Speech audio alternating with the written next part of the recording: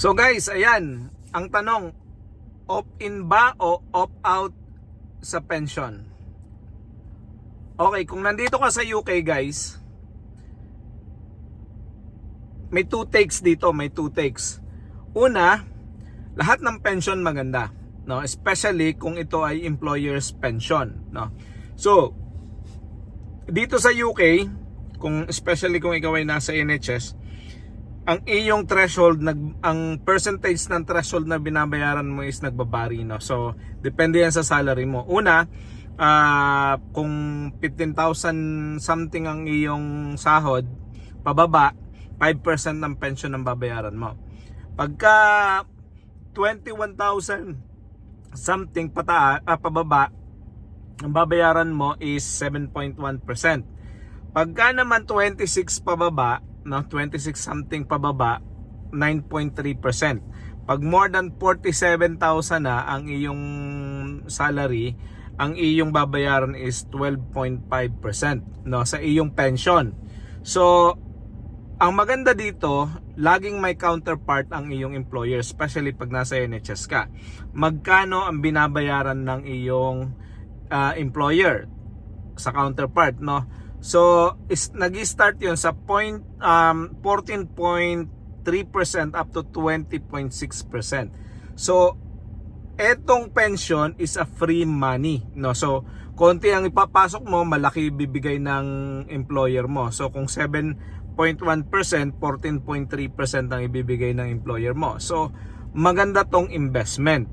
Ang tanong, kailan mo pwedeng kuhanin ito? Siyempre, pagka ikaw ay nagretiro. Pag ikaw ay inallow na ng company mo na magretiro, no? So, halimbawa, yung iba merong pwede kang retire ng 55 years old, tapos pwede mong kuhanin yung lump sum ng pension mo. Yon.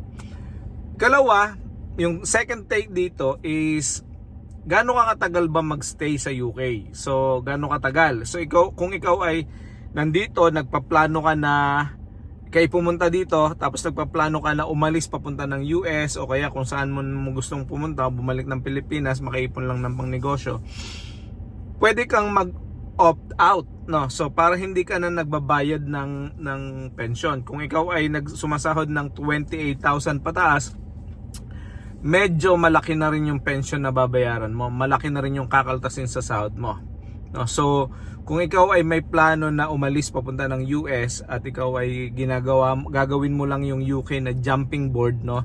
Punta ka dito, tapos pagdating dito, alis ka para sa destination country mo, mas maganda na mag-opt out ka na. Kasi sayang din naman yung maiipon mo. Ang gawin mo, yung pension dapat na binabayad mo, i-aisa mo na lang or ilagay mo sa isang trust fund, no? Para na sa ganon, nakakaipon ka din. Ganon din naman ang gagawin sa pension mo.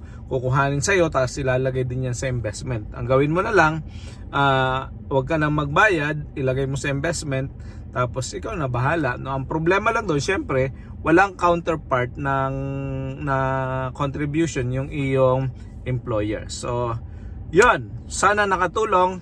At kung gusto mo pa rin ng mga ganitong video, click follow. Thank you very much. God bless. See you all later.